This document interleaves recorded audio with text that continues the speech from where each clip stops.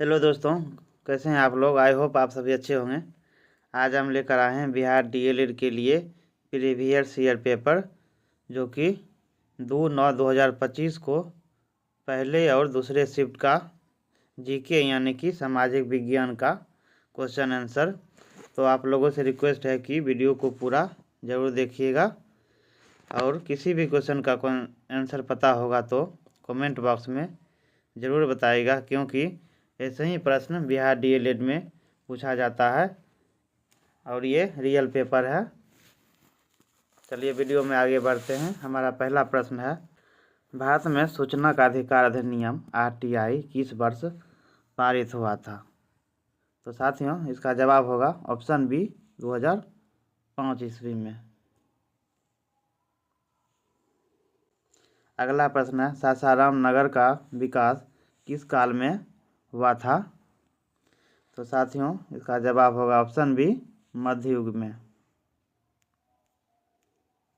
अगला प्रश्न है, सविनय अवज्ञा आंदोलन से पहले महात्मा गांधी की 11 मांगों में से कौन सी थी। तो इसका सही जवाब होगा ऑप्शन डी सैन्य एवं नागरिक प्रशासन का खर्च 50% कम करना तथा सशस्त्र अधिनियम में बदलाव। अगला प्रश्न है, हिटलर ने वर्साय की संधि किस वर्ष अस्वीकार कर दिया। 1933 में, 1934 में, 1935 में या 1939 में। तो इसका जवाब होगा ऑप्शन सी 1935 में। अगला प्रश्न है, भारत प्रति व्यक्ति प्रति वर्ष जल उपलब्धता के मामले में विश्व में किस स्थान पर है। 120, 125, 130 या 133। तो इसका जवाब होगा ऑप्शन डी 133। अगला प्रश्न है, निम्न में से कौन समानता के अधिकार में शामिल नहीं है। कानून के समक्ष समानता, अस्पृश्यता का उन्मूलन, रोजगार के अवसरों की समानता, आर्थिक बराबरी। तो साथियों, इसमें पूछ रहा है कि कौन नहीं है। तो दोस्तों, आर्थिक बराबरी का हमारे संविधान में कोई अधिकार नहीं है। अगला प्रश्न है, राज्यपाल की नियुक्ति कौन करता है। प्रधानमंत्री, मुख्यमंत्री, राष्ट्रपति या संसद। तो साथियों, इसका जवाब हो जाएगा ऑप्शन सी राष्ट्रपति।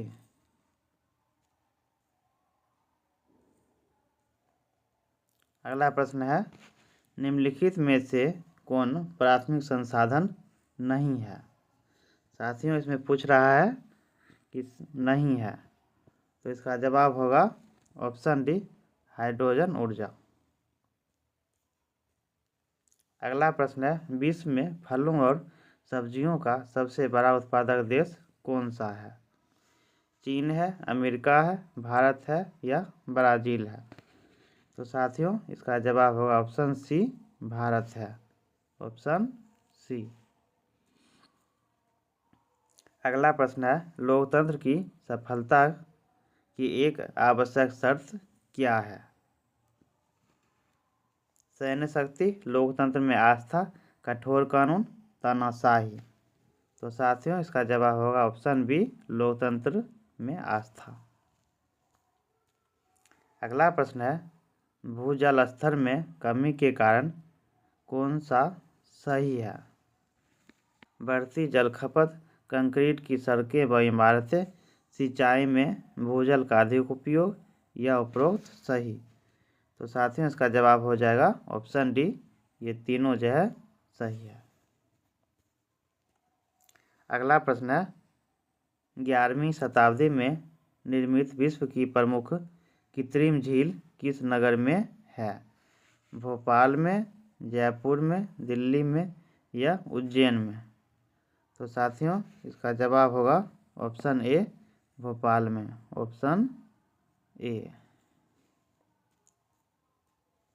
अगला प्रश्न है, प्रथम विश्व युद्ध के दौरान समुद्री युद्ध के बारे में कौन सा कथन सही नहीं है। साथियों, क्वेश्चन के पॉइंट को जरूर देखना है क्योंकि इसमें पूछ रहा है नहीं है। तो साथियों इसका जवाब होगा ऑप्शन सी, ब्रिटिश नौसेना ने पनडुब्बियों का आक्रामक उपयोग किया।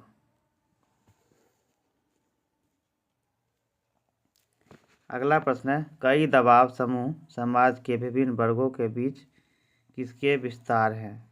विधायिका का, सरकार का, राजनीतिक दल का या नौकरशाही का? तो साथियों इसका जवाब होगा ऑप्शन सी, राजनीतिक दल का। अगला प्रश्न है, निम्न में से कौन चुनाव प्रणाली का लोकतांत्रिक सुधार नहीं है? तो साथियों इसका जवाब हो जाएगा ऑप्शन डी, राजनीतिक दलों द्वारा उम्मीदवार की नियुक्ति।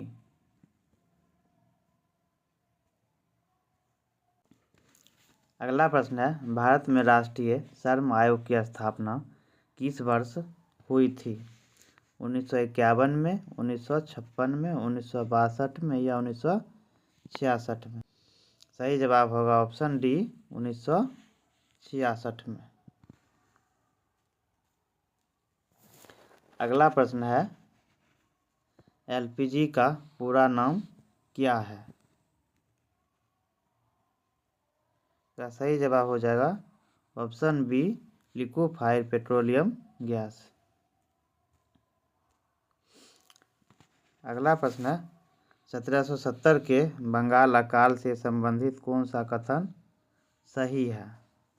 ऑप्शन ए, लगभग 1 करोड़ लोगों की मृत्यु हुई। ऑप्शन बी, बंगाल की जनसंख्या 1/3 समाप्त हो गई। ऑप्शन सी, ए और बी दोनों सही। ऑप्शन डी, दोनों गलत। तो साथियों इसका जवाब होगा ऑप्शन सी, ए और बी दोनों सही है। अगला प्रश्न है, भारत में वन क्षेत्र का सबसे अधिक विस्तार किस राज्य में है? छत्तीसगढ़ में, ओडिशा में, महाराष्ट्र में, मध्य प्रदेश में? तो साथियों इसका सही जवाब होगा ऑप्शन डी, मध्य प्रदेश में। अगला प्रश्न है, एल नीनो की उत्पत्ति किस देश के तट पर होती है? पेरू के, चिली के, भारत के या इंडोनेशिया के? तो साथियों इसका जवाब होगा ऑप्शन ए, पेरू के तट पर। अगला प्रश्न है साथियों, ये दूसरे शिफ्ट का क्वेश्चन आंसर है। आइए देखते हैं, निम्नलिखित में से किस आयु समूह को कार्यशील समूह कहा जाता है? 15 से 30 वर्ष, 30 से 60 वर्ष, 15 से 50 वर्ष या 15 से 60 वर्ष?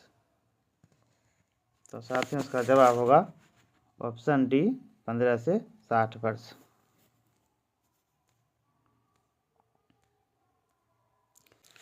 अगला प्रश्न है, भारत कच्चे जूट और जूट के सामान का सबसे बड़ा उत्पादक है और किस देश के बाद निर्यात के रूप में दूसरे स्थान पर है? चीन के, बांग्लादेश, ब्राज़ील या वियतनाम? तो साथियों इसका जवाब होगा ऑप्शन ए, चीन, क्योंकि चीन पहले स्थान पर है और भारत दूसरे स्थान पर है। अगला प्रश्न है, IMF अंतर्राष्ट्रीय मुद्रा कोष का मुख्यालय कहाँ स्थित है? मनीला में, वाशिंगटन डीसी में, न्यूयॉर्क में या लंदन में? तो साथियों इसका जवाब होगा ऑप्शन बी, वाशिंगटन डीसी में।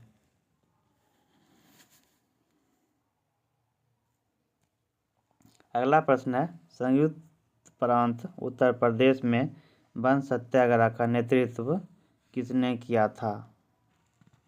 जवाहरलाल नेहरू, महात्मा गांधी, सरदार पटेल, बाबा रामचंद्र? तो इसका सही जवाब होगा ऑप्शन बी, महात्मा गांधी। अगला प्रश्न है, भारतीय लोकतंत्र की कमजोरी को दूर करने का सबसे अच्छा उपाय क्या है? आर्थिक असमानता बढ़ाना, मीडिया पर नियंत्रण, सुधारात्मक कानूनों का निर्माण करना या बुद्ध छापामारी करना? तो साथियों इसका जवाब होगा ऑप्शन सी, सुधारात्मक कानूनों का निर्माण करना। Option C. अगला प्रश्न है, बड़ी संख्या में लोग नेपोलियन संहिता 1804 के शत्रु क्यों बने थे? यह बहुत जटिल थी, प्रशासनिक परिवर्तन राजनीतिक स्वतंत्रता के साथ नहीं थे, इसने कर बहुत कम कर दिए, इसने व्यापार को बाधित किया। तो साथियों इसका जवाब होगा ऑप्शन बी, प्रशासनिक परिवर्तन राजनीतिक स्वतंत्रता के साथ नहीं थे। अगला प्रश्न है, हुगली औद्योगिक प्रदेश का मुख्य केंद्र कौन सा है? कोलकाता मेदिनीपुर, कोलकाता कोणार्क, हावड़ा पामगंज, कोलकाता हावड़ा। तो इसका सही जवाब होगा ऑप्शन डी, कोलकाता हावड़ा। अगला प्रश्न है, संयुक्त राष्ट्र संघ यूएनओ की स्थापना कब हुई थी? 24 अक्टूबर 1944 को, 24 अक्टूबर 1945 को, 15 अगस्त 1945 को या 26 जनवरी 1945 को। तो साथियों इसका जवाब होगा ऑप्शन बी, 24 अक्टूबर 1945 को। चलिए अगला प्रश्न देखते हैं। भारतीय धर्मनिरपेक्षता के संदर्भ में कौन सा कथन सही है? राज्य धार्मिक मामलों में हस्तक्षेप नहीं कर सकता, राज्य सभी धर्मों को समान मानता है, संविधान के आधार पर राज्य धार्मिक मामलों में हस्तक्षेप कर सकता है या आवश्यकता पड़ने पर राज्य धार्मिक मामलों को नियंत्रित कर सकता है।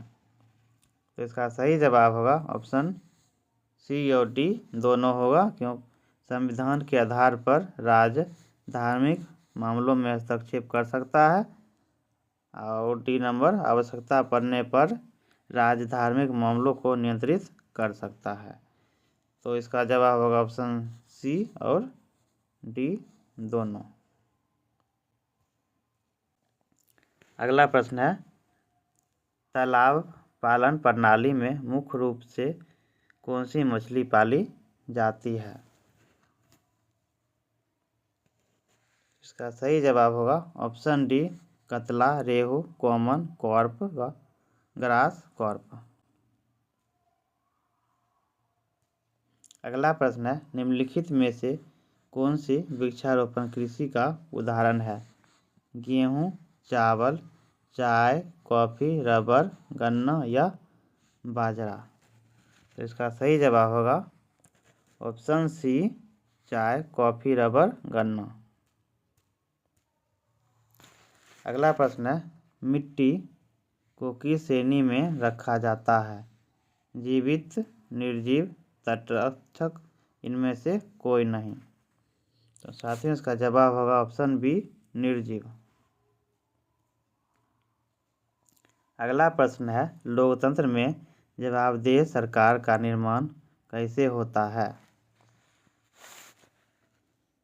सार्वजनिक बहस और पारदर्शिता से, गुप्त निर्णय लेकर, आर्थिक असमानता बैठाकर या बिना चुनाव के।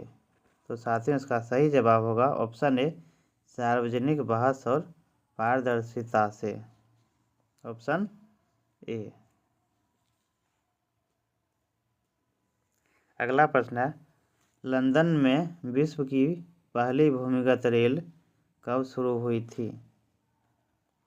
10 जनवरी 1863 को, 10 जनवरी 1873 को, 15 अगस्त 1863 को या 1 जनवरी 1853 को। तो साथियों इसका सही जवाब होगा ऑप्शन ए, 10 जनवरी 1863 को, ऑप्शन ए। अगला प्रश्न है, बिहार सरकार की किस योजना के तहत कॉलेजों में मुफ्त वाईफाई दिया गया है? 7 निश्चय योजना, मुख्यमंत्री साइकिल योजना, कन्या उत्थान योजना या कुशल युवा कार्यक्रम।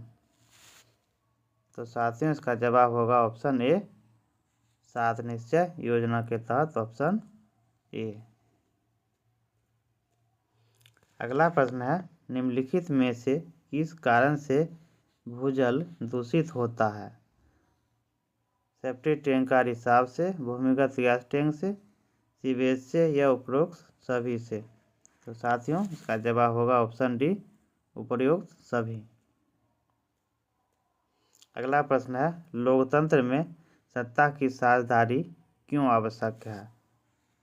केवल बहुमत को लाभ देती है, सरकार को स्थिर करती है, सामाजिक संघर्ष कम करती है, केवल त्योहारों मनाने में मदद करती है। तो साथियों इसका जवाब होगा ऑप्शन सी, सामाजिक संघर्ष कम करती है। अगला प्रश्न है, भारत ने कौन सी शासन प्रणाली अपनाई है? एकात्मक और राष्ट्रपति, संघीय और राष्ट्रपति, एकात्मक और संसदीय, संसदीय और संघीय। तो साथियों इसका जवाब होगा ऑप्शन डी, संसदीय और संघीय। अगला प्रश्न है, इनमें से कौन सी स्वतंत्रता भारतीय नागरिकों को प्राप्त नहीं है? देश में कहीं भी बसने की, शांतिपूर्ण सभा की, हथियारबंद विद्रोह की या अभिव्यक्ति की। तो साथियों इसका जवाब होगा ऑप्शन सी, हथियारबंद विद्रोह की। हमारा आज का अंतिम प्रश्न है, भारत में सिंगल ट्रांसफरेबल वोट सिस्टम से किसका चुनाव होता है? राष्ट्रपति का, प्रधानमंत्री का, मुखिया का या वार्ड सदस्य का?